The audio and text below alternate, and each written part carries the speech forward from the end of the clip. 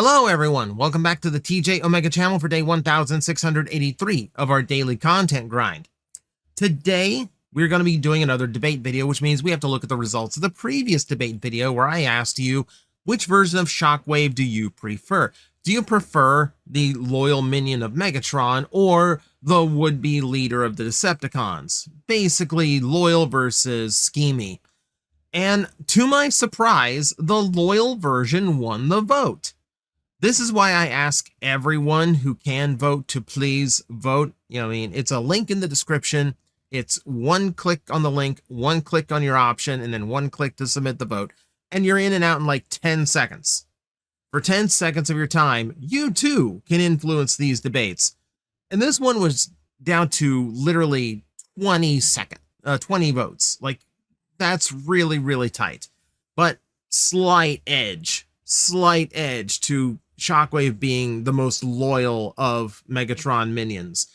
For me, I generally prefer Shockwave to be an additional antagonist. I think some of Shockwave's best moments came from when he was separate from Megatron and posing his own threat. So I do tend to prefer the big villain Shockwave to like Megatron's, best loyal soldier. But it really depends on the story you're writing. I just tend to like Shockwave more when the story's writing him to be a threat.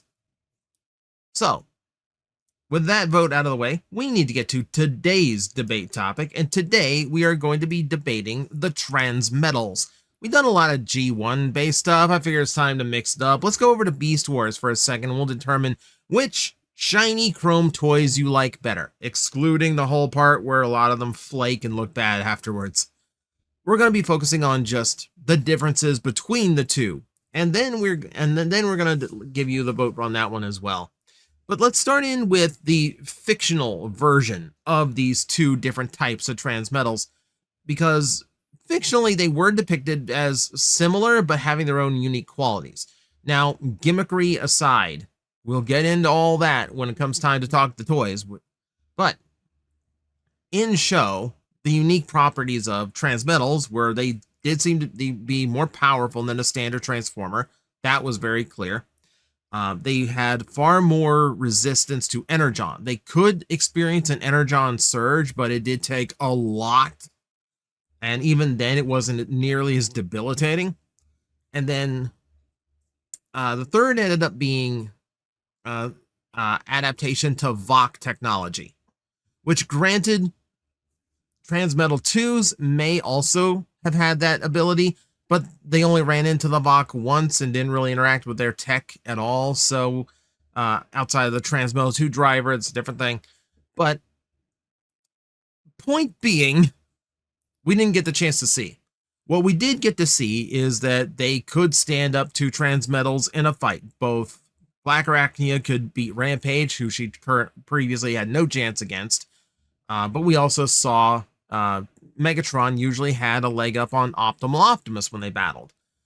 So Transmetal 2s may in fact have been stronger than a normal Transmetal, but we didn't really get to see enough versus fights between them to really determine that. We saw even like, we saw like two non-Transmetal can beat a Transmetal 2 from Dinobots, so we don't know. The abilities we did see, however, were far more metaphysical. Transmetal 2's always had some kind of, science magic ability to them. They either had rapid healing like Dinobot 2, they had telekinesis like Black Arachnia.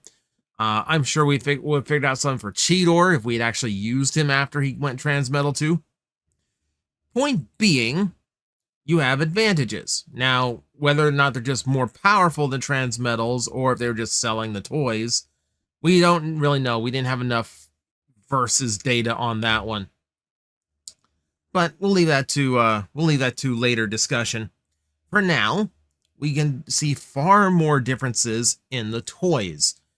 The toys are going to be where we focus a lot because obviously there is a lot to go over. So for starters, let's focus on aesthetic.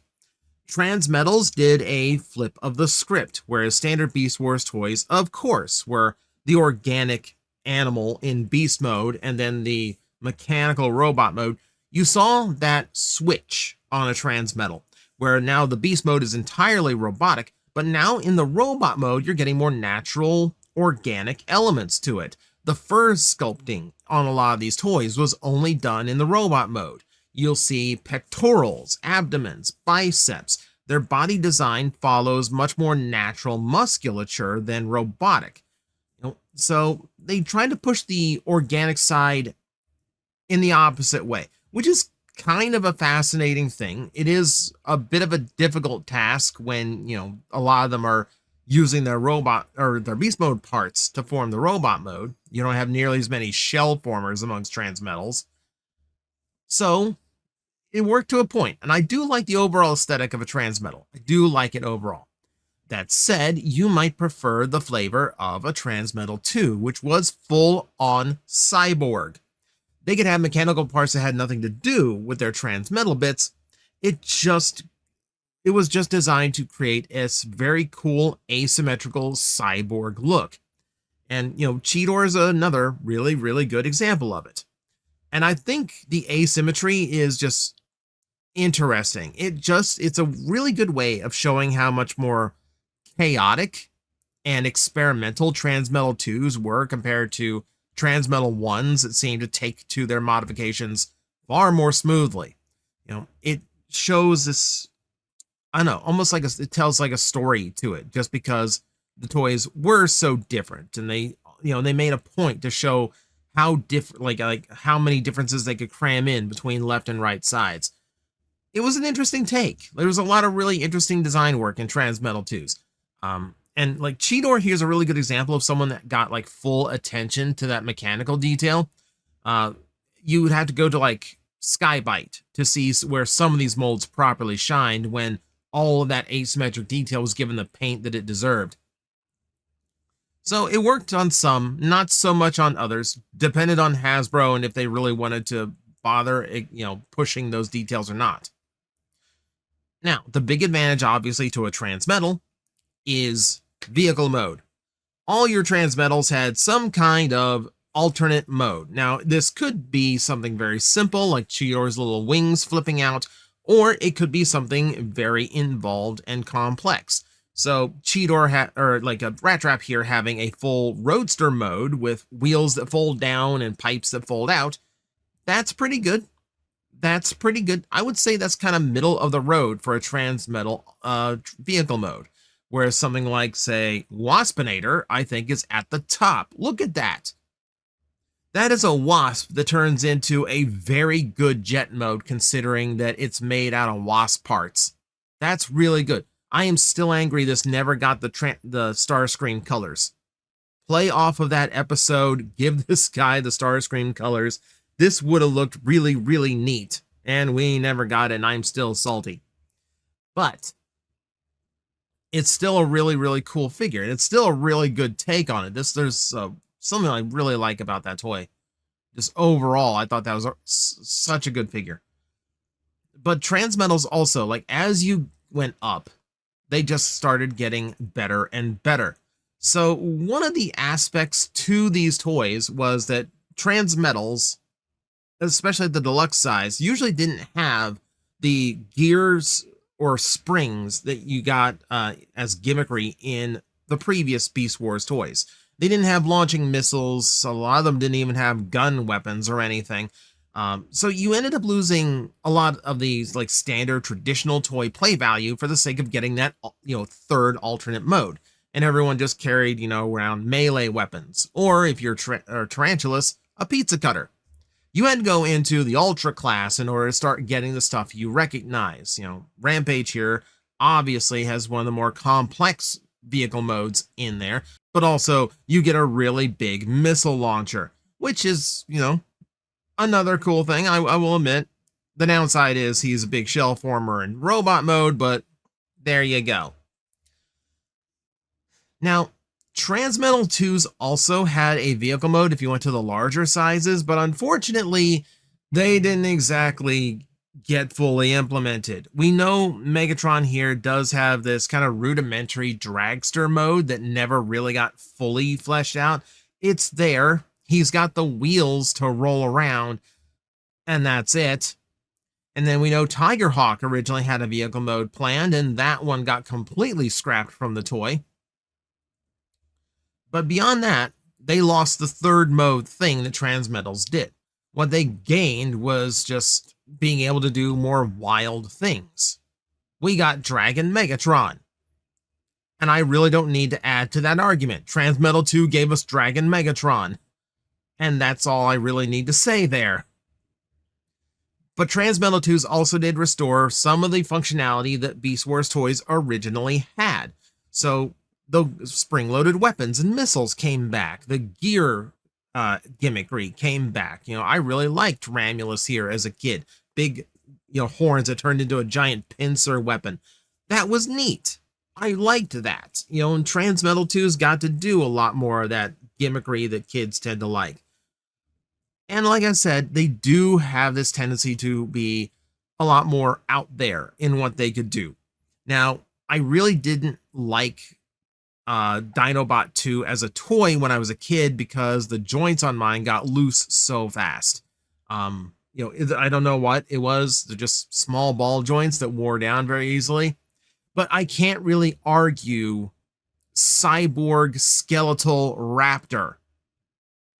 There is no arguing that whatsoever. I've got the third-party version of it, and I absolutely love it. It's a fantastic-looking toy. I wish this one just held up better is all. But it does show that Transmetal 2's got to do a lot more wild designs than Transmetals typically did. That said, they could get a little bit too wild from time to time. I do think overall the Transmetals had a more consistent good look to them as opposed to Transmetal 2's, where we can get a little bit out there and maybe go a little bit too far with the asymmetry, the wild colors. Yeah, they got weird sometimes. They got really weird sometimes. Transmetals weren't perfect though. There are Transmetals that I was not happy with. I don't mind this Rhinox toy outside of, I'm not huge on the organic elements in the robot mode. In particular, there's something about the squashed orange face that reminds me of the rock soldiers from Ninja Turtles. I don't know. I don't know. Like, this one was a miss. This one's kind of a miss for me. Toy-wise, it's fine. Aesthetically, that's a matter of taste, though. If we're talking more unique elements between the two toys, so Transmetal is the only one that got a supersize class, which is Optimal Optimus. Now, this is the creme de la creme of the original Beast Wars toy line, the biggest toy they had ever done. You get Optimal Optimus in kind of wild colors. It's kind of trying to bring in some of the G1 colors, but keep some more bestial with the orange. I don't know. The color-wise, this one has always been weird to me, but an ambitious toy for the time, right?